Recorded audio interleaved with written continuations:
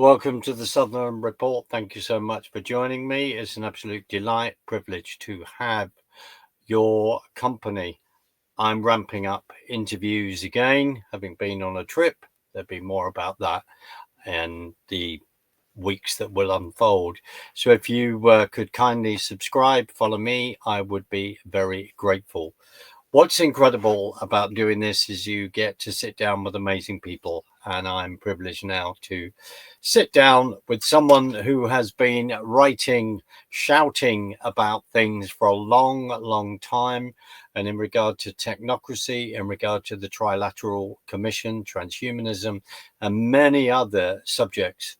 Pat Wood is the man to talk to. So without further ado, I'll bring him on. Pat, lovely to see you, and thank you so much for joining me. It's very much appreciated. My pleasure, for sure. Pat, before coming on, I said a statement that I just want to repeat because I'm going to reference a book, because I do want to talk to you about the Trilateral Commission, a subject that we just mentioned, where you have written books, Trilaterals Over Washington, with the incredible A.C. Sutton, with someone who you knew, of course, personally, because you were working with him. And when we say books that were written between 1978 and 1981, and I'm not saying that my maths is my strongest point, so we are looking at between 43 to 45 years ago. And Pat, you are looking amazing on that. So that is not, as you may think, oh my goodness me, where has the time gone? But to say, thank you so much for writing those, especially also with A.C. Sutton and A.C. Sutton's work and a reference to that.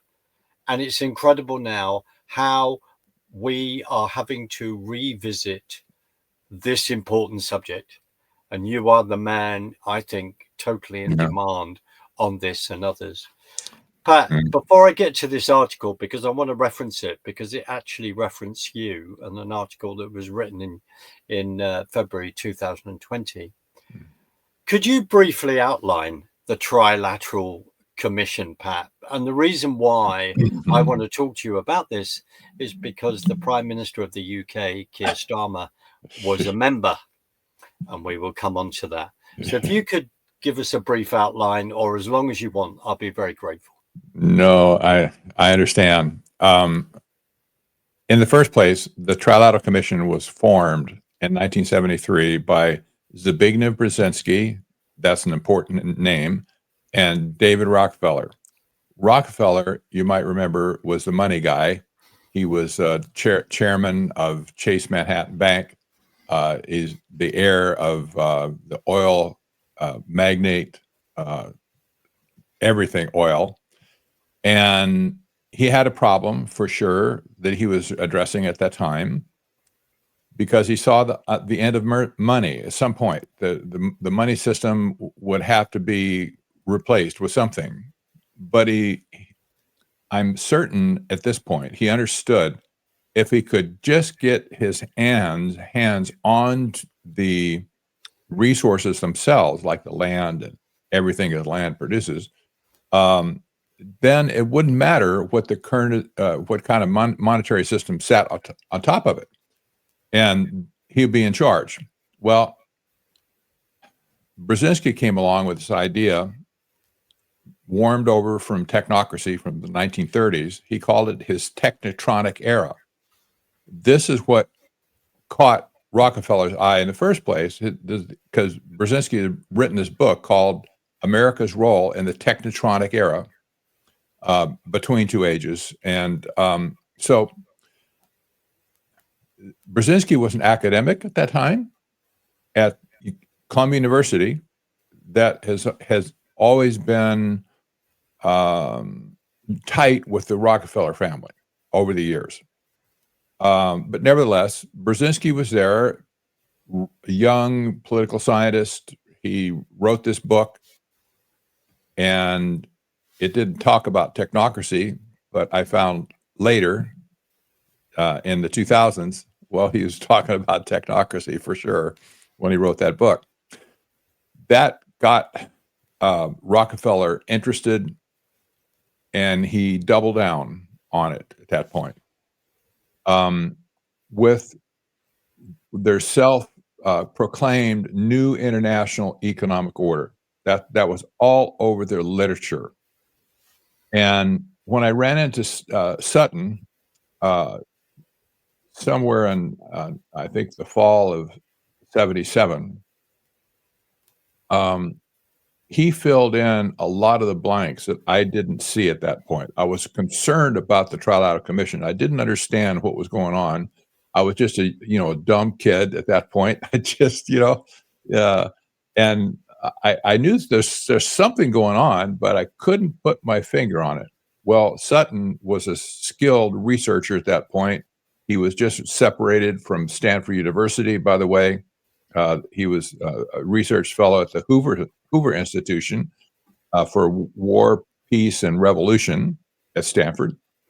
And he was researching the Trilateral Commission at Stanford when David Packard, the head of Stanford, the president, got wind of it and said, no, we're not going to do that because we don't want to talk about the Trilateral Commission here at all. It's Stanford. Well, turned out that Packard was a member of the Trilateral Commission. Shut him down. Basically, they froze him out. And that's when I ran into him, just shortly after his separation from Stanford. Well, okay, so back to the Trilateral Commission. They incubated from 1973 to the Carter administration, the ramp up to the Carter administration in 1976. In that time, they handpicked Jimmy Carter to be the president of the United States. This was later brought out by Brzezinski himself. He was a guy. He schooled Carter on everything from A to Z, and they groomed him. The image, they molded his image to be acceptable to the American people. Okay. This was a masterful deceit on their part for sure, because the people didn't have a clue who the Trilateral Commission was, but nevertheless they brought Carter in as a member, and also his vice president Walter Mondale, he was also a member, and so here you have this tryst with Mondale, Carter, Brzezinski, and crew. They launched the Trilateral Commission presidency at that point. They basically took over the whole government. It was stunning because Brzezinski came in first as a national security advisor, but after that, they handpicked members of the Trilateral Commission to fill all of the top positions in the Carter administration. At one point, every cabinet member was a member of the Trilateral Commission, save one, and he was very favorable to the Trilateral Commission. But whatever is, I don't remember what agency he ran, but it wasn't. They didn't care about that one. So, it was a clean sweep of the administration. That was so disturbing to me because you didn't know who these people were in the first place. I didn't at the time, but it wouldn't have mattered if the Boy Scouts captured the White House. It wouldn't matter. You can't do that. You can't take all your members and put them in positions of power. Yeah, nobody would go for that, but they got it. But this was all in the context of the new international economic order. That's key to understand. They said at the time they weren't political. They said that repeatedly. Well, we're not interested in politics. So everybody was screaming, oh, it's a political coup and whatever, takeover by the globalists. They weren't interested in the political system at all. They were interested in the economic system. That's different from the political system, because they view, and rightly so, that the United States was the engine of economic activity throughout the world. It was the 800-pound gorilla in the living room, so to speak. And they knew if they could get their hands on that machinery, they could literally create their new international economic order. And this is exactly what they've done over the last 45 years or 50 years now. This is stunning. So anyway, that was kind of where everything started. That was, I believe, history, I think, will bear this out. That was the genesis of modern globalization, right there. Where do you think now? I mean, it's a bit of a leap, and then I want to come back, especially with what we're seeing play out in the Middle East right now. So you've got Carter in. We then have the crisis in Iran. The Shah is deposed. Yes. And asking you, I can come up with my own opinions, especially with what you've just said in regard to grabbing land and the resources of it. Their role in putting the Ayatollah Khomeini, moving him from his flat in Paris, and basically seeing the deposing of the Shah, and then putting Ayatollah in power. What are your thoughts on that? What were they playing at the time? You know, I could go in 1,000 different directions with that. For one, at that point, that was scurrilous, in my opinion. So many people were upset with Henry Kissinger, his role in deposing the Shah, Zbigniew Brzezinski as well. What were they up to? Well, it appears that there was something involved with the resources in that region, because it was all oil-rich and gas-rich soil, basically. And at that point, our ability in America to produce that kind of that type of fuel for us to survive wasn't here. Since has been developed, but was not here. So there was a play, I think, to grab the resources of the Middle East and control them. What evidence of that was in 1973 and forward, we had this huge energy crisis that was created here in America, where we had all of a sudden lines around the block for people to get gas in their cars. This has never happened before. Just stunning.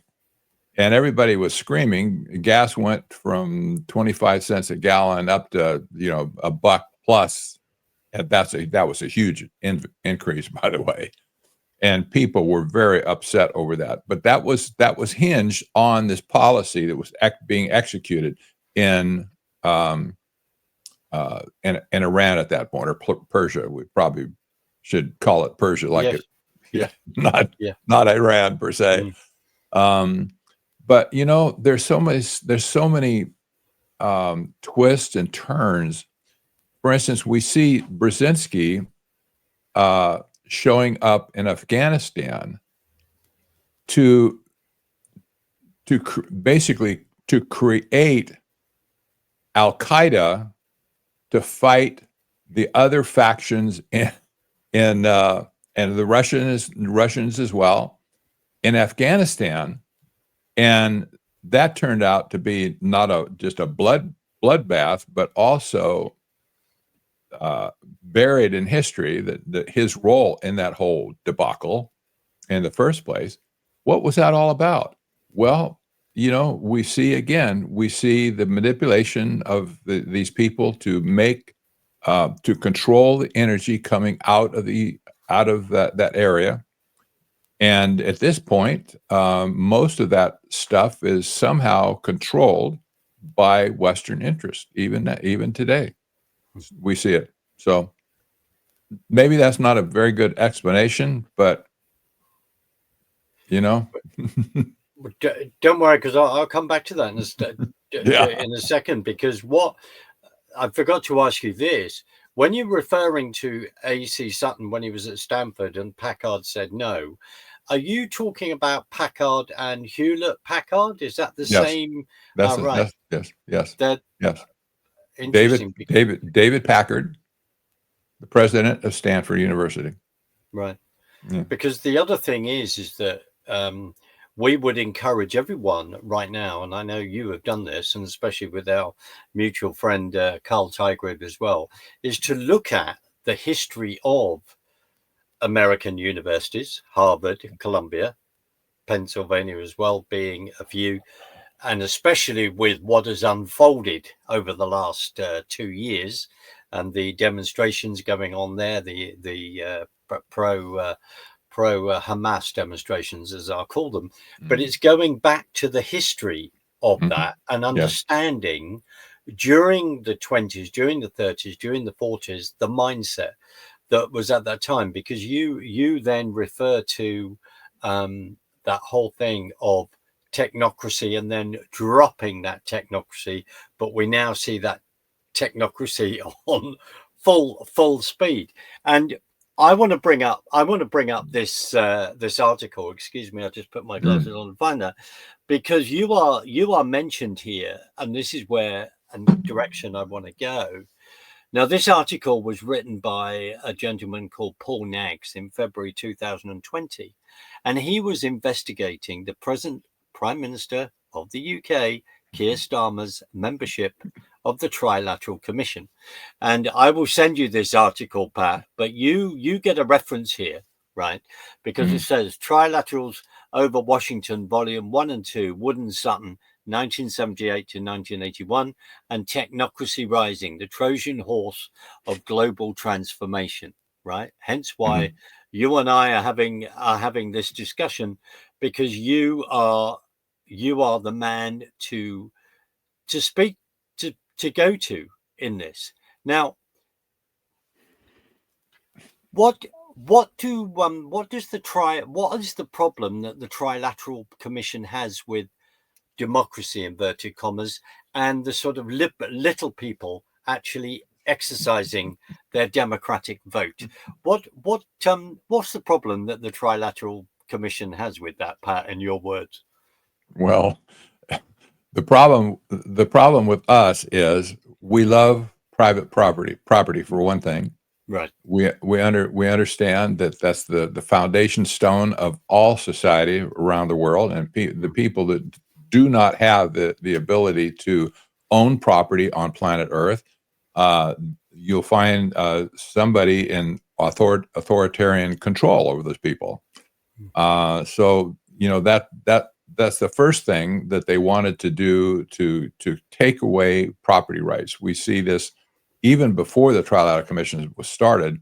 We saw, for instance, the Trilateral Commission members before 1973. Some of those members were writing about the use of land and how land rights can be usurped around the world in their favor. Right. Well, we're like in their mind. I think at that point they viewed themselves as the overlords, like in the Dark Ages, I guess, and all the people were just little pissants. They're just little running around on the whatever the landscape. We have to manage those people out there, and we have to maybe stomp a few once in a while, and they had no concern about people in the first place. We see this attitude today, the same thing, same attitude. People are just cannon fodder for these people, for these technocrats. They don't care about people, and so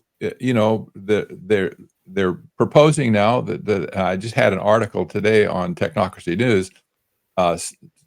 telling how these AI friends they're not your friends now, and people are turning to AI as a machine. They're turning to AI to have human satisfaction for the needs that they have in their life, to have a friend or has some kind of a connection. But they're being teamed up with a machine that can't possibly deliver benefits that only a human can do. Well, this is just it's insane mechanistic attitude that the technocrats have towards people. Period. And you and I have huge problems with that from our own faith and from a spiritual position. Yes. Because we are encouraging people to have a relationship with God. And I'll say that and accept Jesus as their Lord and Savior. This at this time, I think, is paramount, along with learning why we are in this position, what is going on, as Ephesians 6 talks about. We're not fighting flesh and blood, but principalities and powers. And you wrote those books. You are an expert on this. You're talking about this principality and power. And Patrick, if we then go back to, as you quite rightly named it, Persia, we look at the Shah, we remind ourselves that then at that time, there were women in bikinis around swimming pools and all the rest. It was a very, very progressive, and that region of the world, very progressive society. And of course, Persian culture goes back, thousands of years. Yes. And what it then invented, I think, being algebra and all the rest. This is really, really important to acknowledge. So then we quickly go back to 79. We look at the Ayatollah. We look what is then imposed then, and look at all the ramifications of today, Pat, of what they were then putting in place. So I want to know your thoughts on this, because as you are on the other side of the pond looking into the UK, what are your thoughts on the fact that we have a prime minister in this country that was a member of the Trilateral Commission 2017, stepping down, I think, in 2022. I think that is where it's listed. I can refer to this article because when he talks about being for working people and all that, isn't that contrary? Right, I want to hear it. Isn't that contrary to what the Trilateral Commission's all about? I wanted to hear your opinion, sir. Don't believe it for a minute. Right. There's no way that the common people are going to get away with their skin with this guy. And this is my opinion, just not just because he's a Trilateral Commission member, but other things as well. This guy's a snake. That's all I can say. He's not in any way going to represent the people of England, and it's going to be sad to see this happen. But let me just tell you where the power lies here, because there's other people who could have stepped into his shoes. I'm certain there's somebody that could be the prime minister of England other than this guy, right? Same thing in Canada right now. Why do we have Mark Carney, the former head of the Bank of England, for Pete's sake, in charge of Canada right now? He's a member of the Trilateral Commission as well. This is serious stuff. These are heavyweight people that you can't measure their value to the globalist mindset at this point. You might remember when, during the meltdown, economic meltdown between 2008 and 2010. Yep. There were two countries in particular who cratered at that point. One was Italy, the other was Greece. It's interesting that these countries in particular, these were the cradle of Western civilization. Absolutely. Absolutely amazing. These were the first to go when it hit the fan. So what happened? How were they bailed out, if you will? They were appointed two technocrats. They called them technocrats going in, by the way. The press called them technocrats. They were both members of the Trilateral Commission. It was Mario Monti went into Italy.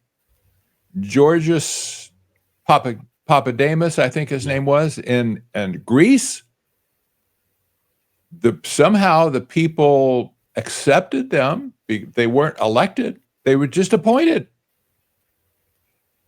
Okay, so fast forward now. They stepped away and turned it over to somebody else when those countries were kind of out of the woods, if you will. Well, all of a sudden, we see another pair of Trilateral Commission members showing up in England and Canada. Both of those places are under serious duress, I'm sure.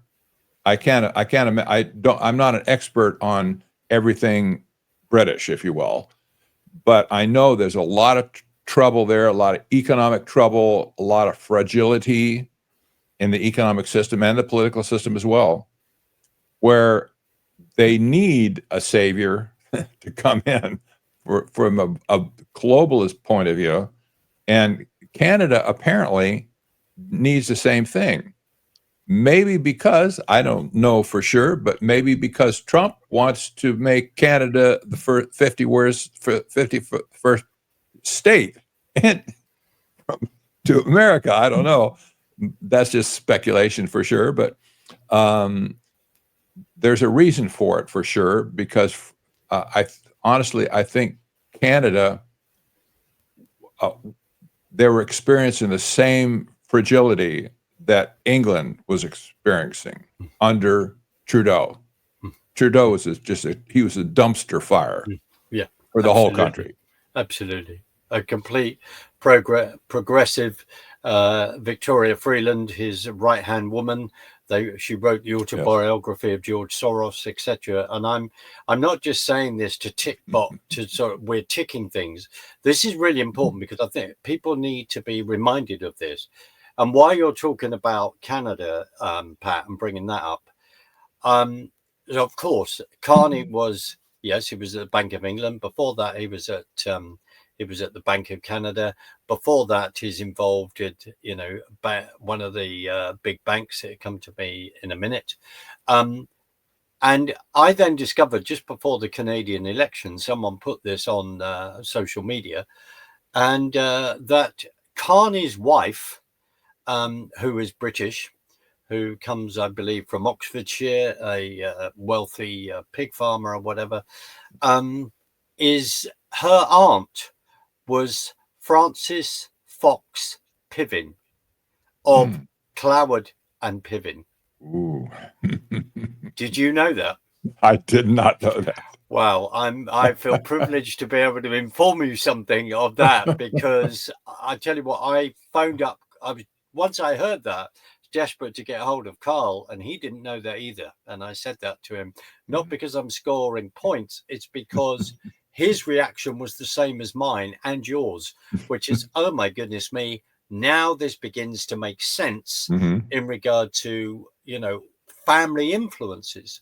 So Cloward and Piven, the Marxist sociologist who then wrote I think in 1966, who turned around and say, to make huge societal changes, you overload the system so much, you bust it, you bring in illegal immigration, you bring in people where the wages are going to go through the floor and all the rest. Does that remind you something that you've just been through over the last 4 years, sir? Oh, absolutely. And let me just point out that Peter Sutherland, he just died a few years ago. He was a member of the Trilateral Commission. He was a mucky-muck in the investment banking world, and he was from Scotland or Ireland, I think.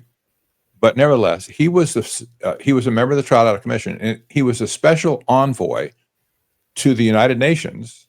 I'm sure that was a self-appointed position. Right. He just probably waltzed in and said, "I'm going to be your guy," Right. And he was the guy that went around to all the European countries in the first place to force them or make them accept quotas for illegal immigration or otherwise. And he was the guy that this was before the whole flood began. And when the migrants started to infiltrate into Europe and England as well, they had the brass to go back to those countries and say, you agreed to this quota. You can't go back on that. Shame on you. We'll crush you if basically we're going to punish you if you go back on your promise to take all these people into your countries. And he blamed it all on multiculturalism. This is a member of the Trilateral Commission. He's not just a member. He was head of the European branch of the Trilateral Commission, executive director, whatever. So when he died, obviously his legacy died with him. But this was the guy who started it all on behalf of the Trilateral Commission to disrupt Europe big time. They knew what they're doing. Any idiot could have figured that out at that point, really. Why do we want all these people in our country? This is not their country. It's our country, for Pete's sake. And the outcome should have been obvious to anybody who looked at it. I think it was obvious to a lot of people. Well, all of a sudden, the other place in the world that shows up with a border issue is the United States. First it was in Europe, now it's in the United States. Well, it's the same MO, same orchestrated by the same people for the same purpose that they did it in Europe. And Pat, it's not a conspiracy theory, is it? Because you and I have been called conspiracy theories, but we can prove all this through your work on the writing. I know.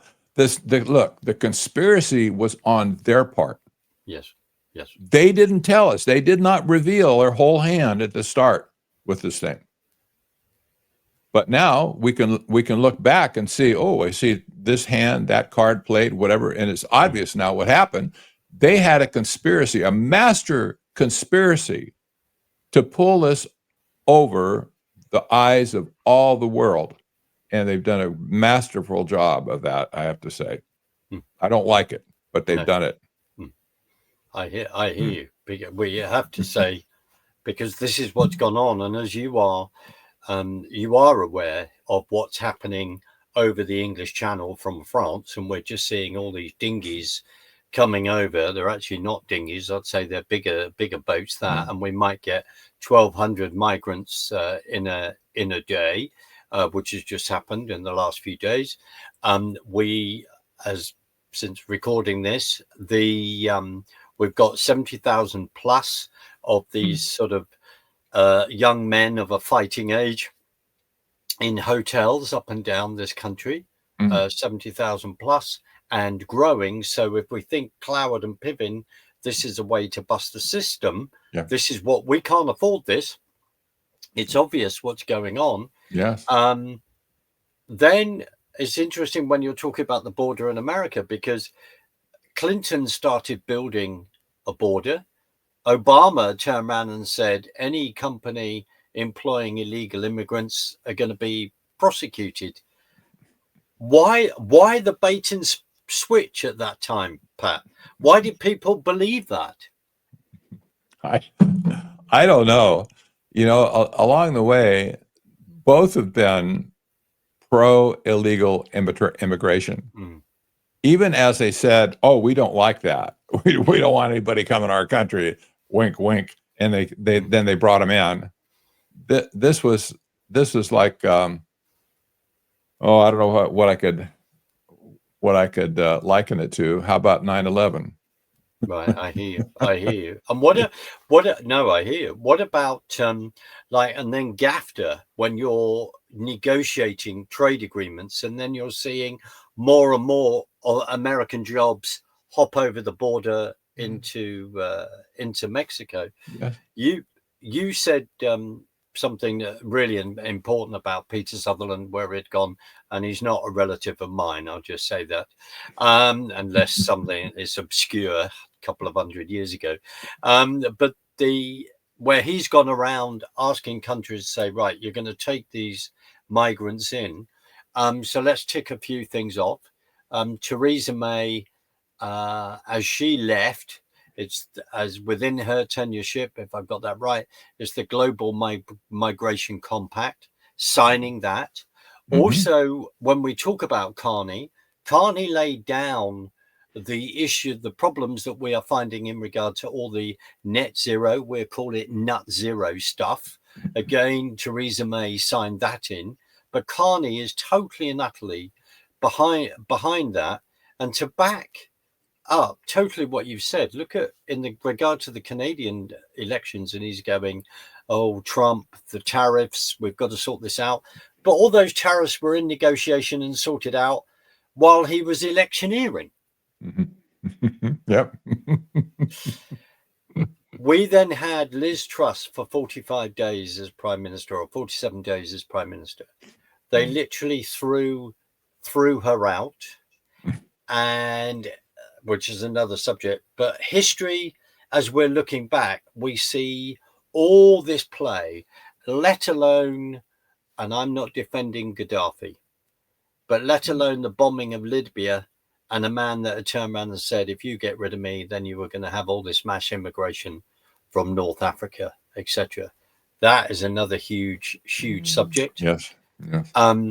I watched something just the other day where Meloni, who's Giorgia Meloni, the now Prime Minister of Italy, she made a reference because she's been giving quite rightly, I think, putting the boot in regard to Macron, and turned around and says, well, look at France and us, we bombed Libya because she alluded to the fact that we were concerned that the Italians, it was all about getting cheap energy. Now, I don't know fully the truth of that. We've got to go down that. It's a bit like turning around and saying with Syria, we've allowed certain things to happen in the past, say around about 2010, 11, because we were very unhappy how a pipeline suddenly went in the wrong direction. I think pro-Russia. I'm not saying any of this to be clever. What I'm saying is that you go down the rabbit hole. We need to know this. Because the big question that comes up here in the UK, Pat, is why is this Prime Minister doing this? What? No one in the mainstream news is talking about the Trilateral Commission, and I could name a couple of shows or near there, which I won't. They won't talk about it. They won't go near it. This particular article, giving another shout out to Paul Naggs of Labour Heartland, he went near this. There's another gentleman that's gone near it at all. Why won't, sorry, this may sound a naive question. Why won't they go near it? Because why is that, Pat? Is that because they don't want to face the consequences of this isn't a conspiracy, it's true? There's been a history of censorship on topics related to the Trilateral Commission going back to 1975 even. Sutton was one who suffered that censorship from Great Britain, and he had some friends who were top-rated journalists at that point who wanted to write about the Trilateral Commission. They got stomped, absolutely stomped into the ground. So I'm sure over the years there's been kind of a pale over that whole topic. Don't talk about the Trilateral Commission, period. Now, I can't say that somebody's reaching out to these journalists today when they write a story. I don't know anybody's talking to them. Well, you really shouldn't write that story at this point. But I could see that happening because that happens all the time with other stories that they don't want to have in the mainstream media. So it could be. But at this point, this has been a topic that nobody has wants to touch for 45, 50 years at this point. And I'm living proof of it. I still talk about it, but I'll tell you what, our website has been censored to death. No. From organizations like Google, for instance. And by the way, the former chairman of Google, the CEO and the chairman of Alphabet after that is Eric Schmidt. Eric Schmidt is a member of the Trilateral Commission, and he's emerged as being the heir apparent to Henry Kissinger. Oh, okay. Well, just small details. No, but a very, very important detail. Yes. Because Henry Kissinger is then running this management training scheme in Harvard University that then gave rise to the management training edifice under Klaus Schwab. Yes. That was in Europe. And then we know where that individual ended up before he was deposed for wearing absolutely appalling clothing when he's trying to do a James Bond villain impersonation. But Pat, what about if we look at 1973? Would you say that censoring, because we look at, is it Project Mockingbird discussion in 1975, and then the Church Commission? How does that play out, do you think, in all that? Well, the narrative has always been steered first by proposing the narrative that they want to be heard. Then they would control any other narrative to steer it off course, so that it doesn't arrive at where it needs to arrive. We've seen this over and over and over. It doesn't matter what kind of investigation you launch in Washington, D.C. It doesn't matter. They're all going to end up in the ditch in the end. And so you have this was an interesting thing that the Trilateral Commission always said that they were the moderate middle. They always represented themselves. Well, we're the adults in the room here, we're not left, we're not right, we're kind of in the middle, and all you people on the left and the right are taking shots at us. Shame on you. It's not true. You're just full of conspiracy theories. Get out of here. This was their knee-jerk reaction. Always they position themselves in the moderate middle. And it's the same thing today. Anybody on the left or right, they sweep them aside, leaving them in the model as the ones who are talking sense. But they're not talking sense. Basically, they're a bunch of snakes. But this is how they've been successful of deflecting any story that reflects poorly on them. This is amazing, and I think if you ask anybody in England, especially, how could it be that we have this member of the Trilateral Commission leading our country right now? This is the scurrilous organization that screwed up so many things along the way. Why is this guy rising to the top? You know what they'll tell you? They'll tell you, well, there was no conspiracy for this to happen. Number one, just forget that. But the people that we pick to be involved with the Trilateral Commission, these people are the natural leaders of society today. And it just so happens we're good at picking these people. I hear you. It's like, whoa. Oh, yeah. I don't buy that for a minute. But this is exactly what they said to us back in that day. I had a member of the Trilateral Commission tell me that with his old mouth, that, we have the cream of the crop here. we went out and selected these people. They're just the cream of the crop. We didn't do it because we're involved with a conspiracy to commit something with them. No, this because they're all great guys and they just happen to be the kind of people that you want to pick for the cabinet, for instance, in the Carter administration. It's just, this is total gaslighting. What it was. Gaslighting. Well, there's a wonderful guy on X who's constantly doing freedom of information requests in regard to our politics and our affairs over here. And he has been trying to get information out in regard to Bill Gates, Larry Fink, names that you know very well, Fink of BlackRock, going into number 10 Downing Street and having a meeting with the cabinet, Keir, Starmer, Reeves, our Chancellor of the Exchequer, et al., inside number 10 before our budget meeting. And then out of that, you can, when they suddenly announce what they want to do with the farmers and the inheritance of their land and them being able to pass it on to their next family members, generation coming up, you can only conclude that this is not conspiracy.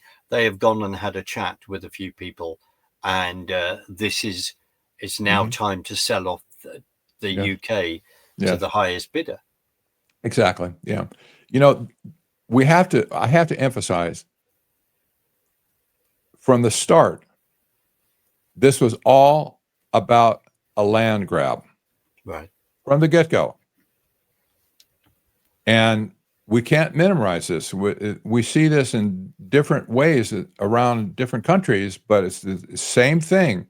It's getting the land out of the hands of the people and into their hands.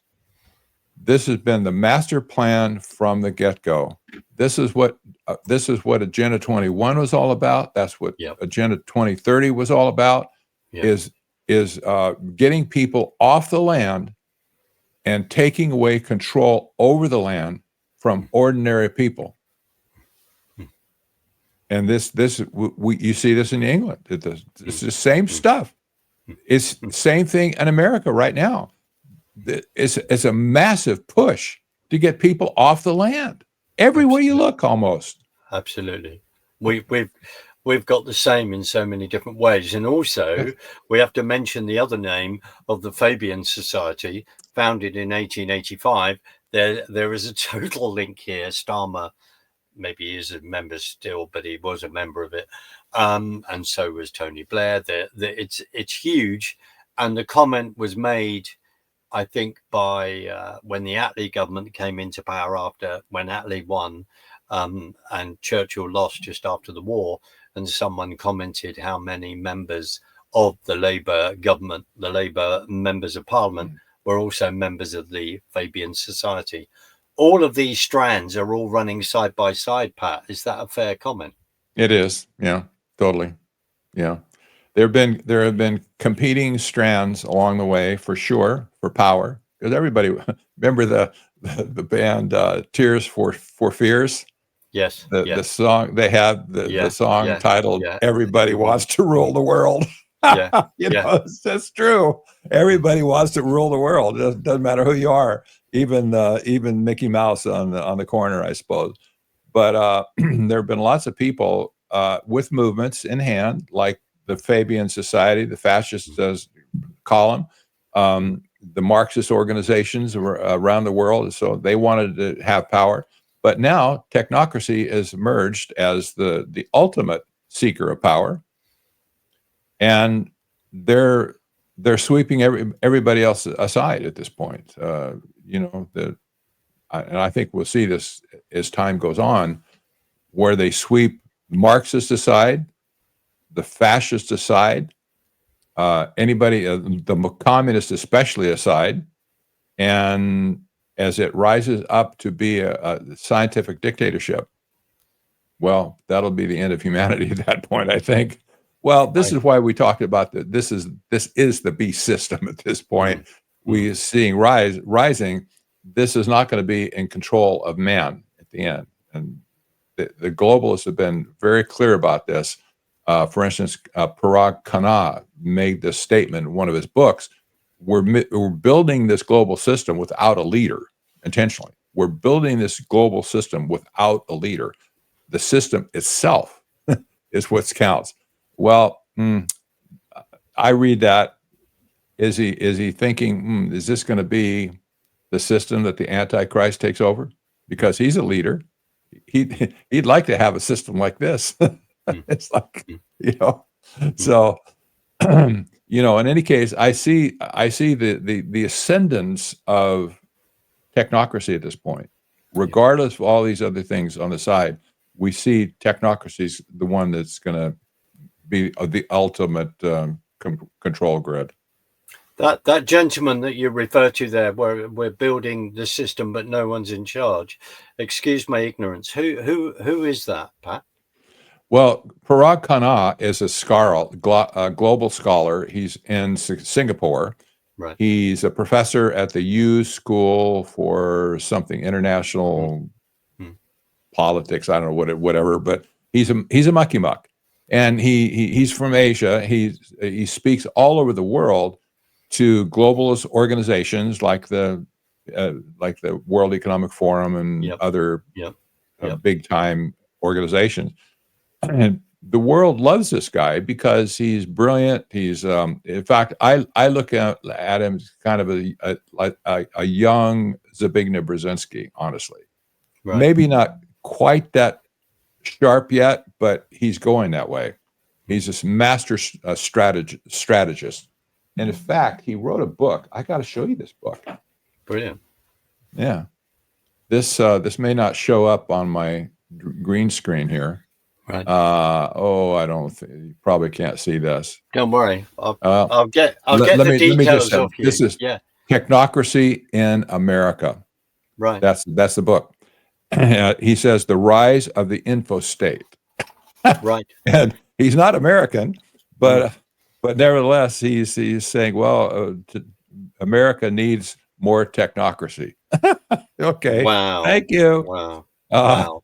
This book is so full of stuff. I've underlined almost everything in the book, but here's a guy who understands technocracy for one thing, and so one of his books, a more scholarly book for sure, I think the title was Connectography, right? And in that book, in the foreword, and that little caption you'll see in the foreword of a book, that was his quote. And we're building this global system without a leader. Yeah. Well, I'm sure he's not the Antichrist. Don't get me wrong here. I'm not saying he is. But nevertheless, he's playing into that theme at this point. Oh, we're not building this for any particular person. Okay. Well, wow. Maybe you're not, but you and I will have a very clear opinion. We'll have a very clear opinion on that. Pat, in the last sort of minute, and thank you so much for an incredible discussion. I feel as though you and I can go on for hours, and I really appreciate that. Where can people find you? Where can people find your work? What books have you got in the pipeline? What's happening with Pat Wood? Well, technocracy.news, that's where people have to go. And at this point, when you get there, technocracy.news, bookmark it. Because if you go if you go to Google and you search for the word technocracy, you won't find technocracy news until page 12 or more. So just get a bookmark on your browser so you can go back and if you get in the mailing list as well, which I suggest you do, you'll get a digest 2 or 3 times a week of articles that I post about technocracy and transhumanism. That's where you need to start. I have a technocracy boot camp there. I just completed this a few weeks ago. And it's only $30, but it's like 25 hours of lectures and text and stuff to read, exercises, if you will. to bring you up to speed very quickly. If you want to really dig into this whole thing of technocracy, that's the way to do it for sure.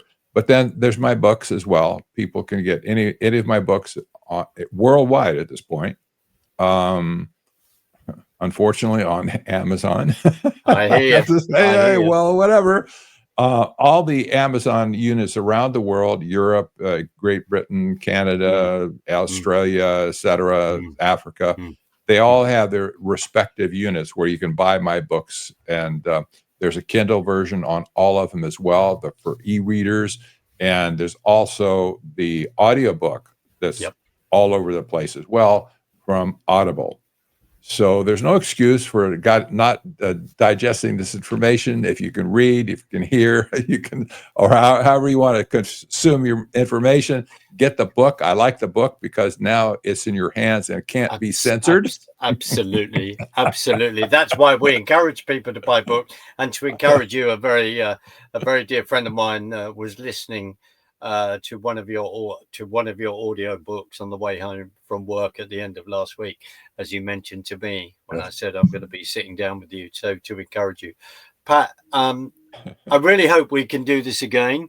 I would really love to do that.